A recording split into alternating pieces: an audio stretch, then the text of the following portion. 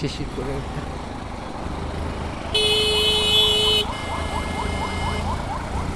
এই যে যত্রতত্র ওভারটেক করে, ঠিক আছে, বাইকাররা, সঠিক না। বারবার আমি কেন, আমার সাথেই কেন। আসসালামু আলাইকুম everyone and welcome to the view of the goblin from Hatirjheel. এই মাত্র গুলশান নিকেতনে আপনাদের ভাবিকে নামায় দিয়ে আসলাম, আর আজকে একটু জুরাইন যাচ্ছি কাজে। So before we start the vlog, let's get to the intro.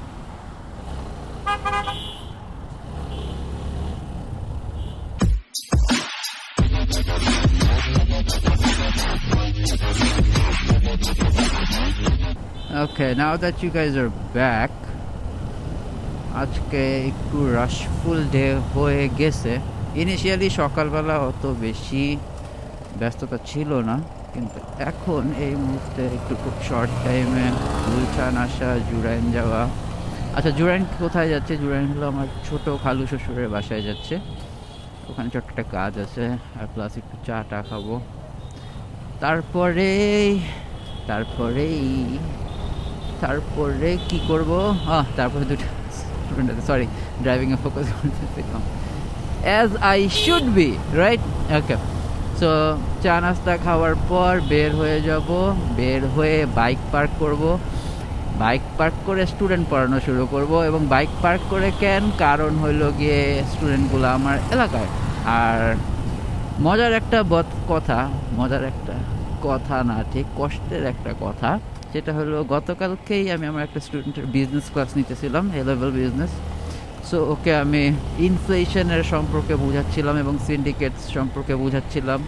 So okay আমি একটা ছোট্ট একটা এক্সাম্পল দিতেছিলাম যে তেলের দাম যেরকম 400 টাকা ছিল আগে, 440 টাকা ছিল, এখন 800 টাকা আছে, মাঝখানে 1200 টাকা হয়েছিল।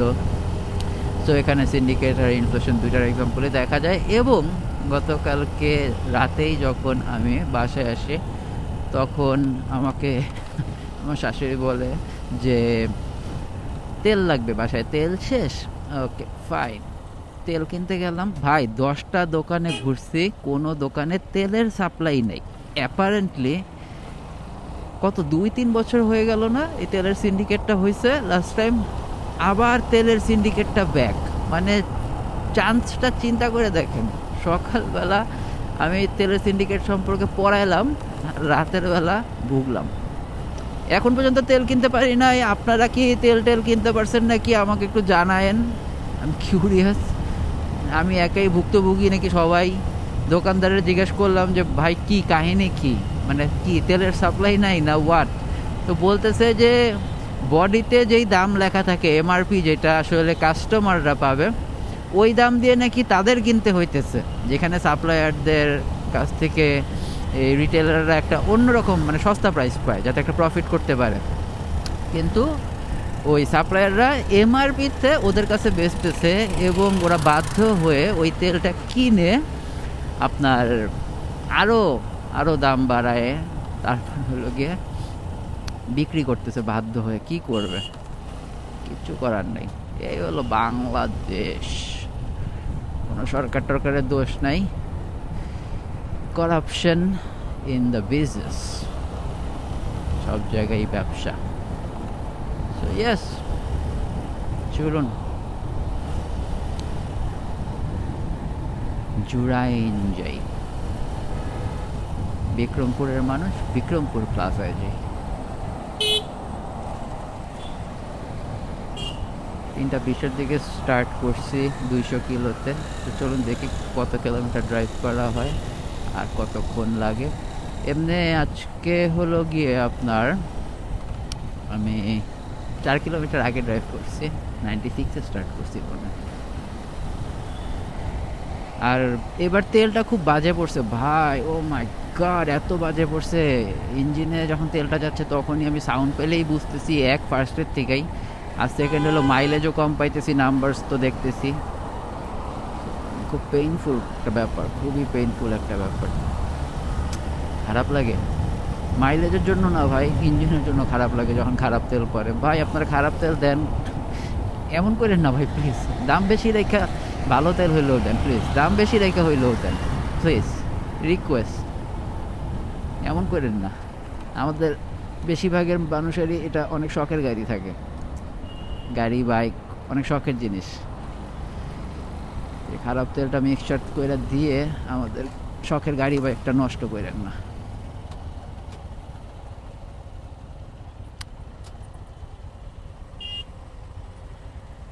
প্ল্যান আছে মহাখালী ফ্লাইওভারটা নিয়ে একটু তাড়াতাড়ি যাব, এই জন্য একটু এদিক দিয়ে ঘুরে আসলাম। ভাববেন না গবলেন ভাই পাগল হয়ে গেছে যে এত ঘুরতেছে কেন। So I'll be coming back after a while. এবং হাতের জেল থেকে ওখান থেকে এসে এখানে ঘুরায় ফেলছি। চলুন এবার ফ্লাইওভারটায় উঠা যাক।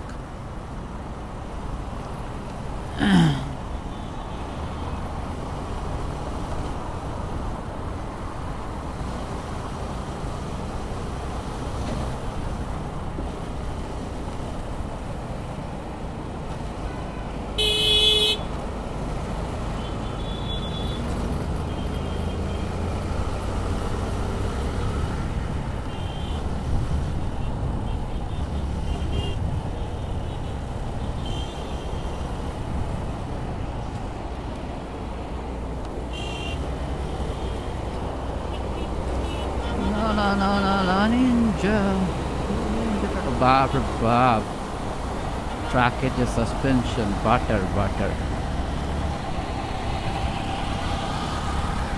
কাজ করে মৌচাক দিয়ে চলে যাই। আই থিঙ্ক তাহলে আরো শর্টকাট হবে। ফিফথ গিয়ারে উঠে গেছি, মানে cars of the fifth gear.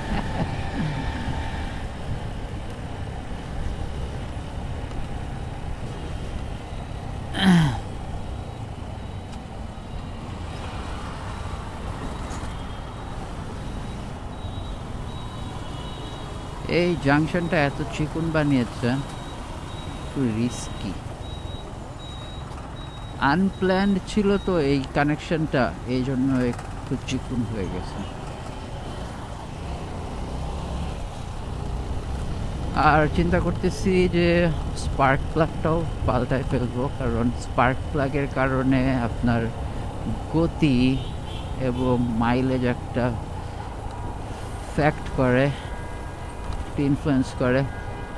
তো ইরিডিয়াম একটা কিনবো চিন্তা করতেছে, কারণ আপনার যেটা বলতেছিলাম স্পার্ক প্লাগটার কারণে আপনার মাইলেজ এবং গতিকে এফেক্ট করে। এই কারণে যে মানে ইলেকট্রিসিটিটা যদি আপনার বাইক বা গাড়ি ঠিক মতো না পায়, তাহলে ও ঠিক মতো ফুয়েলটা বার্ন করতে পারে না। সো এই জন্য মাইলেজ কম আসে, স্পিড কম আসে, হ্যাটক্যাট করে, অনেক কিছু। ইরিডিয়াম নেবো না কি নেবো আপনাদেরকে অবশ্যই ভিডিওতে বলবো। আজকে আসলে আমার একটা চিল্ড ডে হওয়ার কথা ছিল, যে খালামনির বাসায় যাচ্ছি, একটু আরাম করব, চা খাবো অথবা দুপুরে খাবো অথবা রাতে ডিনার করব। বাট যে স্টুডেন্ট আছে দেখে একটু পেইন আসছে মাথার মধ্যে, যে রেসপন্সিবিলিটি তো আর ভুলে গেলে চলবে না, বেশিক্ষণ থাকা যাবে না। শ্বশুর বাড়িতে যে যদি বেশিক্ষণ না থাকতে পারি তাহলে কেমন লাগে বলেন ভাই? বারবার আমি কেন, আমার সাথেই কেন, আমার সাথেই কেন, নাকি আপনাদের সাথে জানাবেন।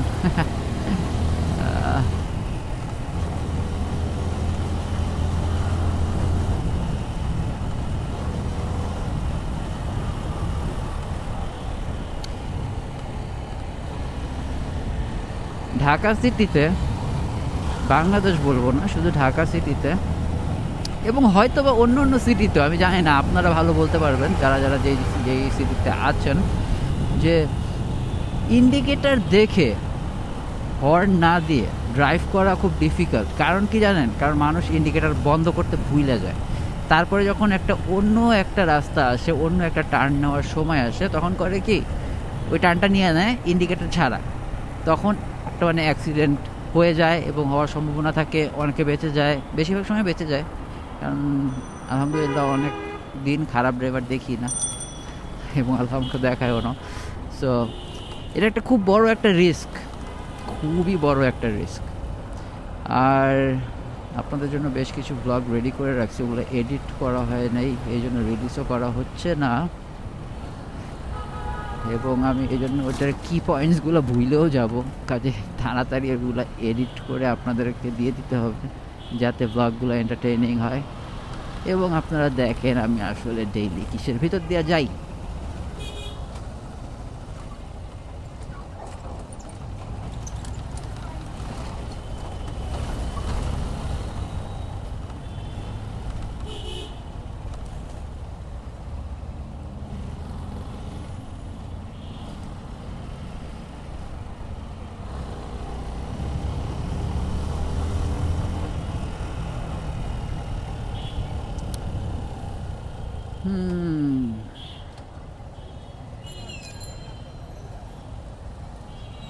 So coming back after a while, দুইজন কনস্টেবল, বেশি আগায় গেছি নাকি? সার্জেন আবার এসে মামলা দেবে নাকি? না, পাশে একজন ভাই ব্রাদার এসে দাঁড়াইছে। যাচ্ছি চলে, তবে যাচ্ছি না। ঢাকা থেকে বের হয়ে যাচ্ছি, কিন্তু ঢাকা থেকে বের হচ্ছি না।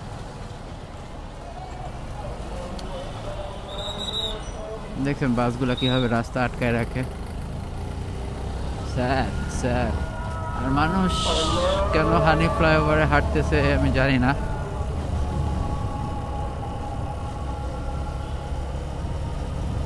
No idea. এটা কি নর্মাল সিনারিও নাকি আমাকে বলবেন, আমি এদিক দিয়ে নর্মালি উঠি না। ও ওই জ্যামটার জন্য ওখান থেকে নাইমা রাস্তা পার হয়ে এবারে আসছে। ওয়াও, বামে সায়দাবাদ টার্মিনাল, আমরা যাচ্ছি না সায়দাবাদ, কাজে ইন্ডিকেটর দিয়ে ডানের লেনে চলে আসি। Oh wow,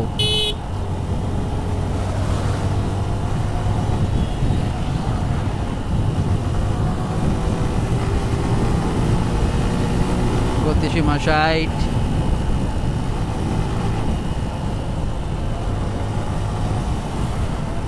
no overtaking.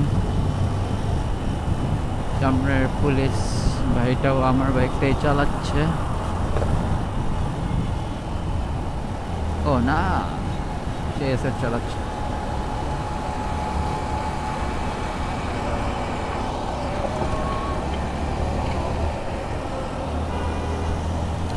এদিকে আসলেই মাওয়া ঘাট চলে যেতে মন চায়,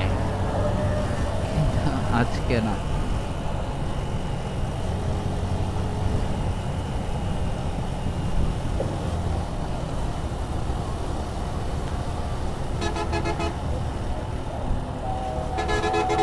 ও, টোলের টাকাটা বের করা হয়নি।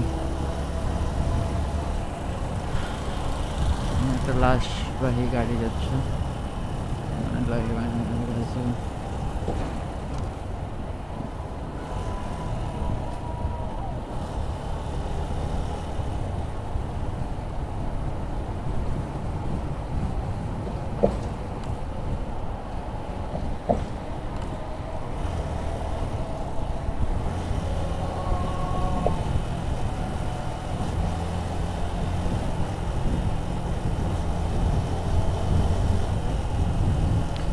যতটুকু মনে আছে 10 টাকা মেবি, অনেকদিন পর আসছে।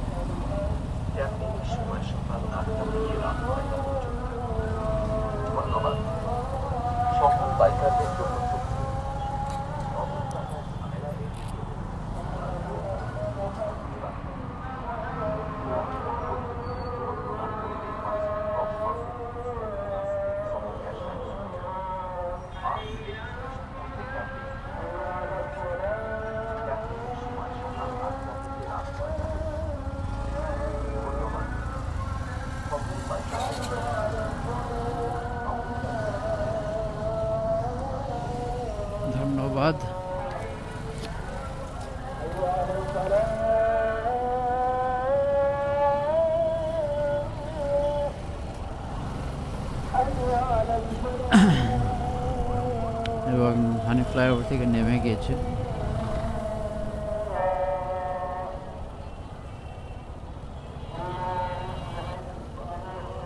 কিছু একটা হয়েছে, রেকার সার্জন সব কিছু দেখা যাচ্ছে।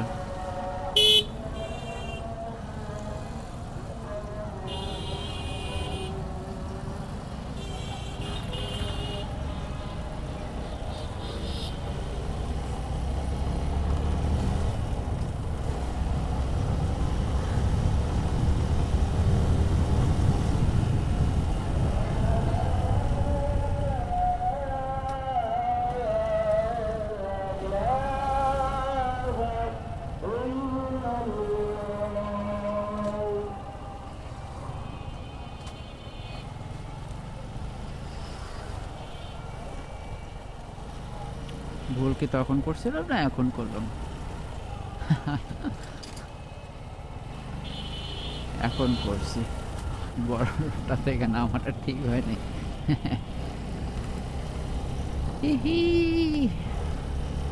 অসুবিধা নাই, ড্রাইভিং এ ভুল ঠিক থাকবেই। Sometimes you win, sometimes you learn, there is no losing. আর বেচারারা খুব কষ্ট করে রাস্তা পার হচ্ছে।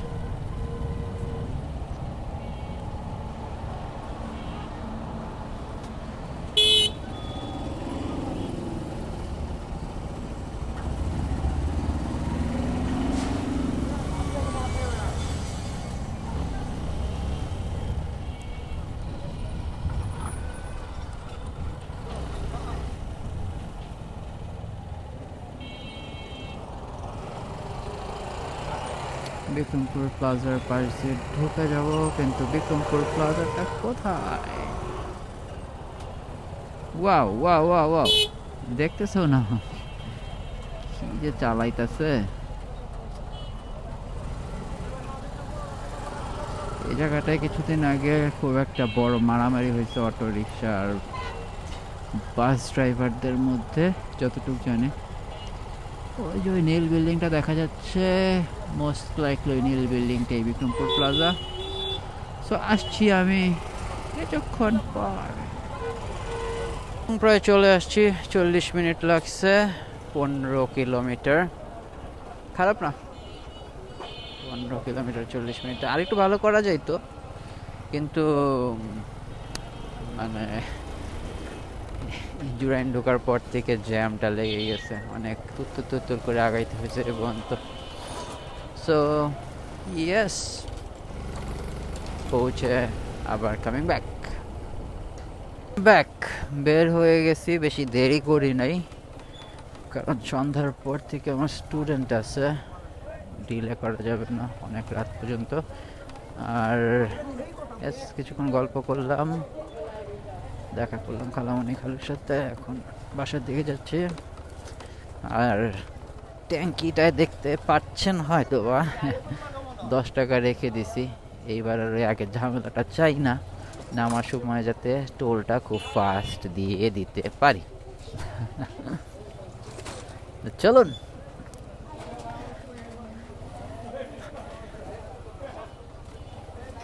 অনেক জ্যাম ঠেলে জল্পনা কল্পনার পর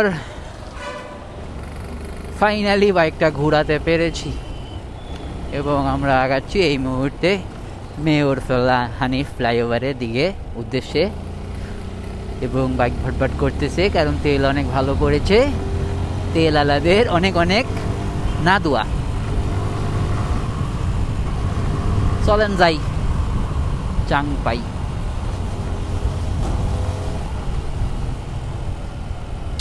আবার ফ্লাইওভার থেকে নামলে একটা জ্যাম,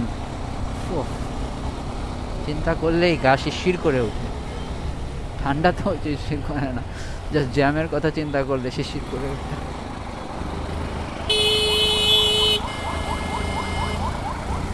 এই যে যত্র ওভারটেক করে, ঠিক আছে, বাইকাররা, সঠিক না। ও বাবারে বাবা, ভয় পেয়েছি। আমি তো ভেবেছিলাম যে জ্যাম পার করে ফেলেছি দাদা, এখন তো দেখতেছি পুরাটাই একটা স্বপ্ন ছিল।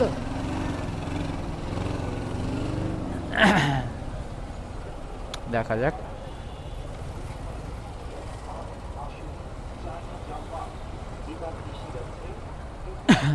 রাইদা পার হয়ে এসেছি সেই মোড়ের জ্যাম। এখন আমরা হানিফ ফ্লাইওভারে উঠে যাচ্ছি। শুধুমাত্র 10 টাকার বিনিময়ে বেশ কিছুটা রাস্তা জ্যাম কাটিয়ে ফেলতে পারবো ইনশাল্লাহ। এবং আজকের ব্লগটা এই পর্যন্তই রাখি, কারণ আমি বাইকটা পার্ক করে তারপরে কাজে চলে যাব। আর তার আগে দেখবো সয়াবিন তেল আসলেও পাই নাকি কোনো দোকানে। So until we meet again, this is your friendly neighborhood goblin out for the day. Don't forget to like, comment, subscribe and help me grow. Peace.